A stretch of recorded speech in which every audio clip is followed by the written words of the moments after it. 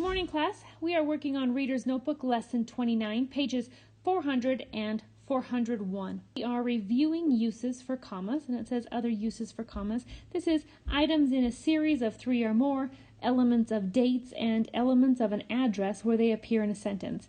And we've gone over these in the past. So when we look at a sentence with items in a series, for example, deer, elk, and caribou are all herbivores. Well, deer, elk, and caribou, there's 3 different animals we're talking about, or herbivores that we're talking about, so those are separated by a comma. Deer, comma, elk, comma, and caribou. The next example is, the deer was seen on October 6th, 2011 in St. Paul, Minnesota. You will see that we have commas in the date. It comes after the day. If the sentence continues after you list the date, there's a comma that follows the year. And then in St. Paul, comma, Minnesota. St. Paul is the town, Minnesota is the state, just like Helena, comma, Montana. Our activity for numbers 1 through 5. Rewrite the sentences below using commas where they are needed. We are not rewriting these sentences, guys. Go ahead and just put the commas in where they need to be. White-tailed deer eat a variety of foods, including hay, acorns, grasses, and wildflowers. So, white-tailed deer eat a variety of foods, including hay, comma, acorns, comma, grasses, and wildflowers. So we have commas between the items in a series. Number 2, the herd started their migration south on November 3rd, 2011. Well, we always follow the day of the month with a comma. So November 3rd, comma, 2011.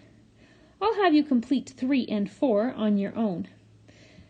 Commas in sentences. Rewrite each sentence, add commas where needed. Again, we're just going to continue to add them in and not spend a bunch of time rewriting sentences.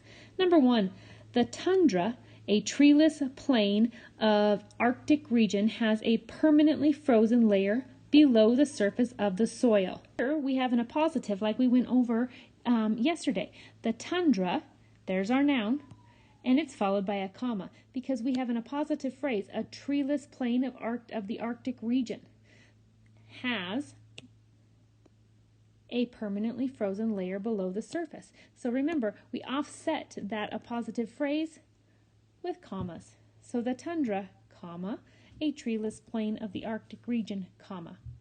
Number 2, common colors for a white-tailed deer's hide include light brown, tan, or deep red. Well, this is an example of items in a series. Okay, common colors for a white-tailed deer's hide include light brown, comma, tan, comma, or deep red. Number 3, caribou are able to smell lichens, a favorite food, lying beneath the snow. So here we have caribou are able to smell lichen. Well, lichens is a noun, a favorite food. So lichens, comma, and a favorite food is our appositive phrase, followed by another comma, lying beneath the snow. Caribou are able to smell lichen, a favorite food, lying beneath the snow. You can go ahead and complete 4 and 5 just by adding the commas where they belong.